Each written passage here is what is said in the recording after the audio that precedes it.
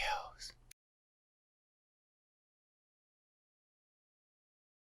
Today, we're making pineapple carrot salad. Very simple but refreshing.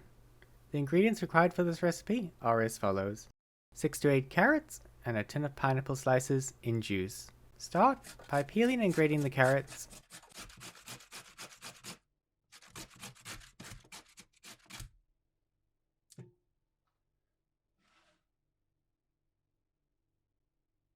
Once that's done, add it to a bowl.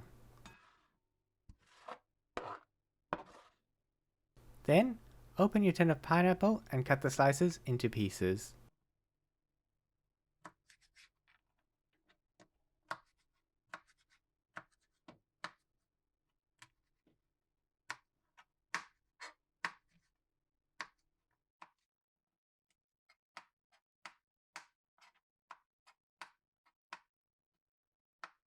Add it to the bowl and mix it in.